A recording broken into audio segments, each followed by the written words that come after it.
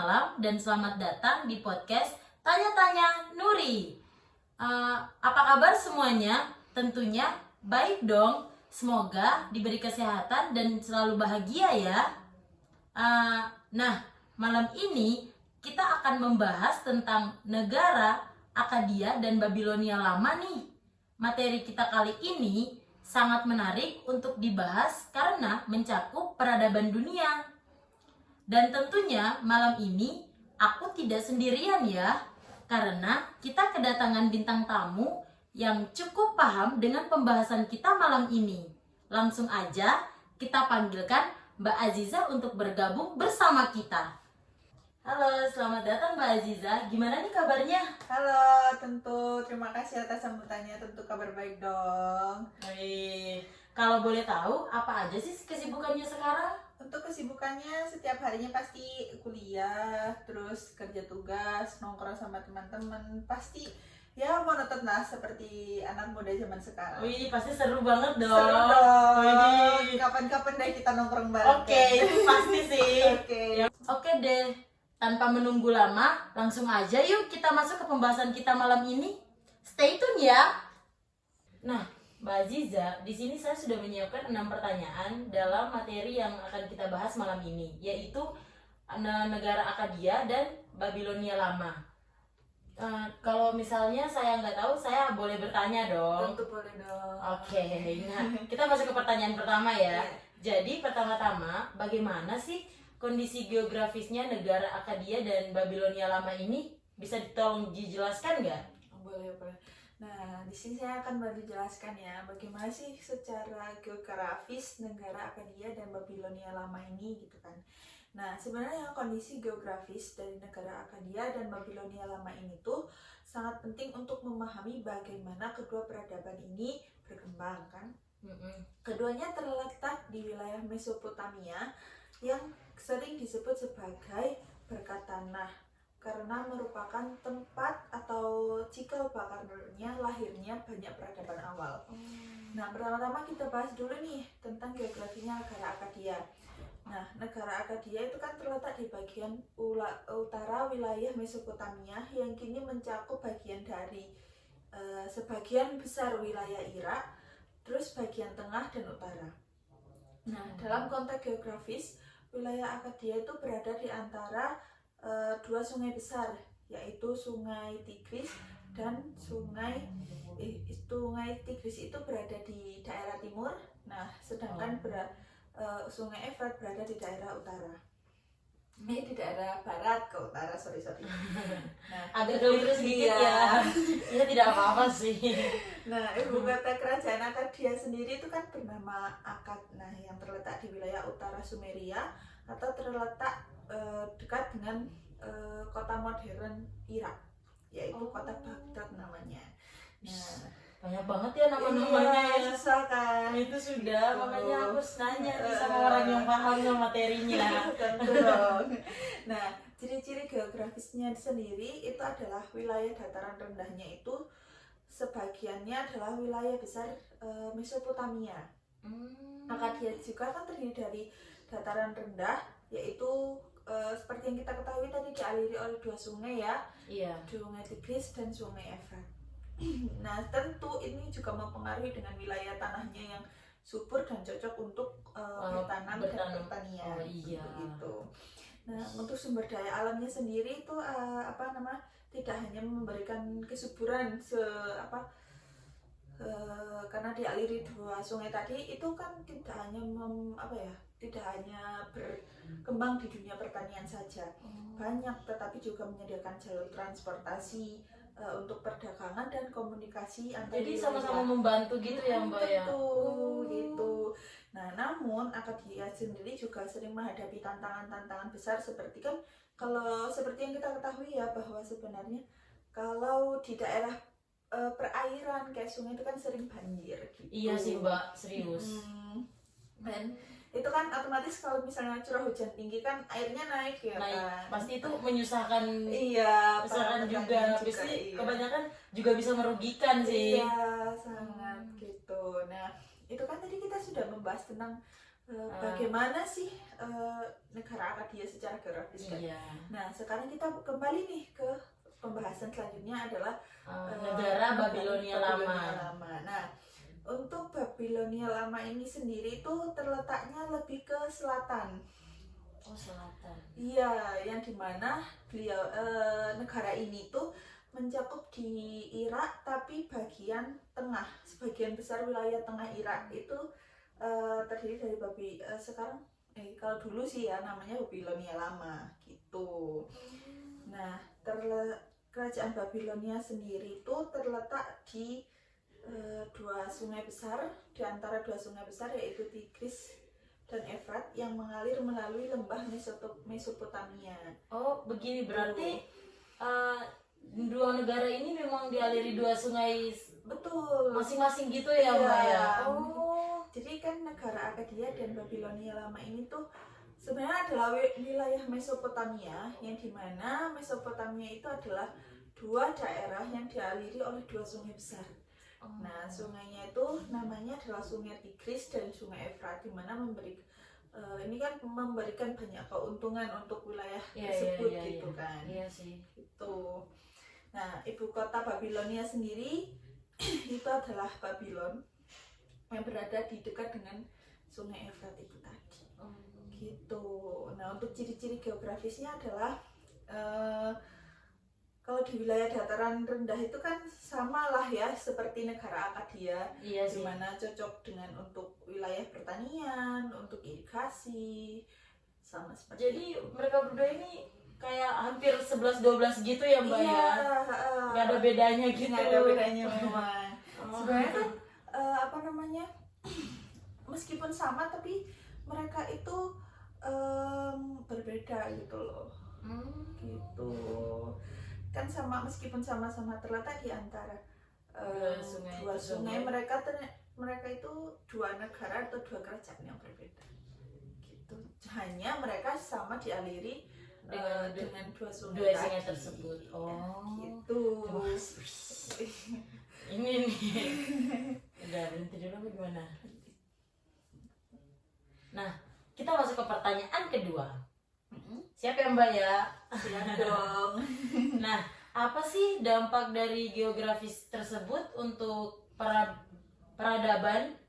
Nah, dampak dari kondisi geografis tersebut untuk peradaban hingga saat ini adalah wilayah Akkadia itu lebih dekat dengan pegunungan. Jadi cenderung memiliki hubungan yang lebih erat dengan wilayah luar Mesopotamia seperti Anatolia dan Persia.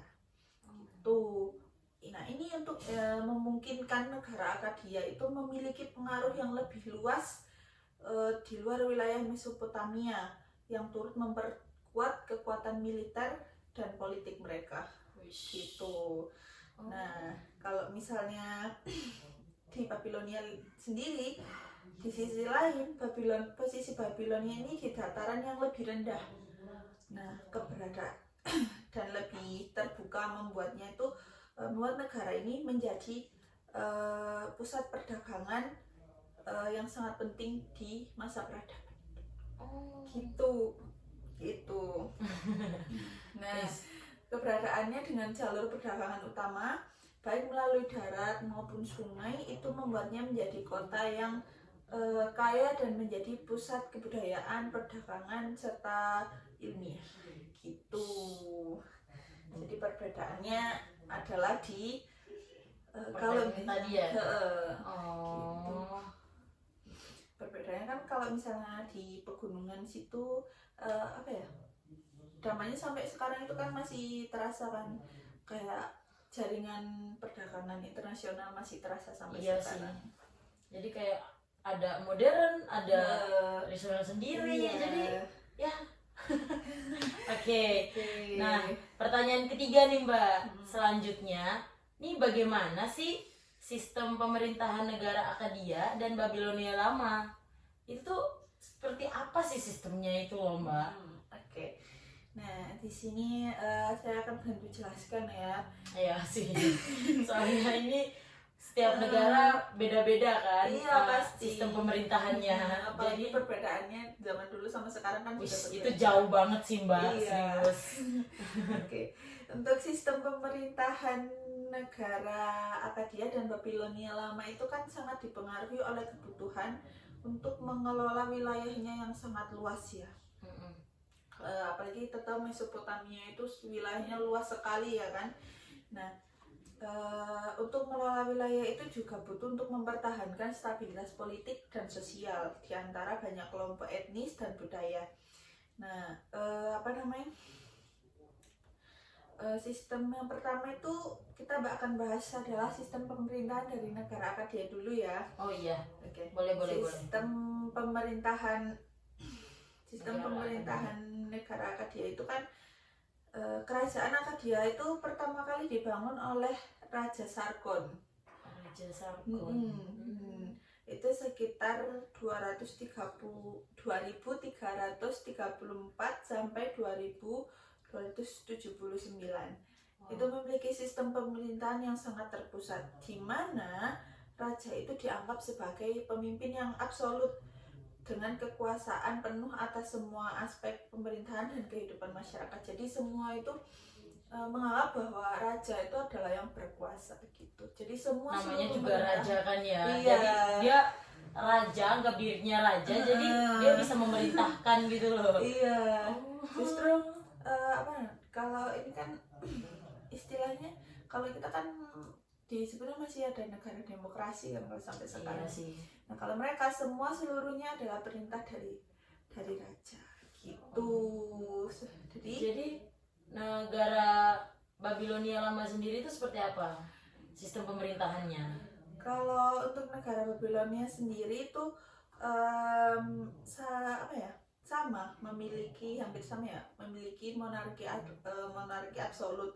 Itu sebagai raja, sebagai penguasa tertinggi gitu. Jadi sistemnya itu sama-sama raja ya. Iya, Jadi sama-sama. Cuman kalau misalnya kan kalau kita di Akkadia mengenal sebagai Raja Sargon gitu kan. Nah, Iya. kalau di Babilonia lama sendiri itu lebih dikenal dengan Hammurabi atau raja yang mengatur kerajaan pada abad ke-18. Itu membawa Babilonia sampai pada puncak kejayaannya. Tuh. Mbak, kita berhenti sebentar ya. Boleh dong. Nih, kita minum dulu nih. Boleh dong. Ya. Haus kayaknya ya. Iya sih, soalnya ini sudah 3 pertanyaan. Kan tadi 6 pertanyaan. Jadi 3 pertanyaan udah dijawab dong. Boleh. Jadi kita minum dulu. Nah, gini kan segar, enak. Kan kita udah break untuk minum sebentar nih, Mbak. Jadi kita masuk ke pertanyaan keempat. Oke. Nah, boleh nggak tolong dijelaskan bagaimana perbedaan sistem pemerintahan dari dua negara tersebut? Boleh dong. Nah, untuk sistem pemerintahan dari negara Akkadia dan Babilonia lama sendiri itu sangat dipengaruhi oleh kebutuhan untuk mengelola wilayah yang sangat luas serta mempertahankan stabilitas politik dan sosial. Nah, meskipun banyak kesamaan wilayah dan struktur pemerintahan kerajaan dari kedua kerajaan ini itu memiliki perbedaan yang sangat signifikan, mulai dari perkembangan politik, militer dan sosial mereka itu juga sangat berbeda. Begitu. Nah, meskipun Akkadia itu kan dikenal sebagai negara dengan negara luas, istilahnya kan Sargon menguasai wilayah-wilayah yang wilayah-wilayah yang sangat luas ya. Tapi itu tidak memperkuat tingkat sistem pemerintahan mereka. Justru yang lebih kuat itu adalah negara Babilonia, di mana pencapaian hukumnya itu memiliki kekuatan militer yang cukup besar. Itu terutama di pemerintahannya Hammurabi itu sangat signifikan tingkat kekuatan militernya meningkat pesat gitu kan. Nah, keberhasilan militer itu juga ditambah dengan administrasi yang baik dan memungkinkan untuk Babilonia itu mempertahankan wilayah mereka untuk lebih luas lagi. Wih, itu ya. Jadi ya bisa dibilang lah Babilonia ini cukup kuat lah. Oke. Nih kita masuk ke pertanyaan kelima ya. Jadi, sejauh mana perang dan konflik antara kerajaan berperan dalam sejarah kedua negara tersebut? Oke. Mhm. Oke ya. Sambil lihat-lihat sedikit apa ya? Iya, nggak apa-apa sih Mbak. Karena kita semua tuh nggak tahu banyak, tapi ya kita harus lihat juga. Intinya juga kan paham. Iya. Perang dan konflik antar kerajaan ini sangat mempengaruhi jalannya sejarah Akkadia dan Babilonia lama. Nah, dalam kedua kerajaan ini tuh perang berfungsi sebagai alat untuk memperluas wilayah mereka dengan perjuangan kekuasaan dan pencapaian legitimasi politik. Wow. Gitu. Jadi keberhasilan militer mereka itu juga untuk dengan memperkuat kontrol mereka atas wilayah yang luas, tetapi juga membawa tantangan seperti ancaman serangan dari luar, konflik internal, terus ketegangan yang akhirnya mengarah pada kejatuhan kedua kerajaan ini. Gitu. Nah, meskipun demikian, meskipun banyaknya sejarah-sejarah tadi, pengaruh dari pengalaman perang dan konflik ini tuh terus berlanjut dalam pembentukan struktur pemerintahan, hukum, dan administrasi yang dapat kita lihat dalam sistem politik dan hukum modern. Wow. Gitu. Cukup rumit ya sebenarnya. Iya sih ya. Mbak.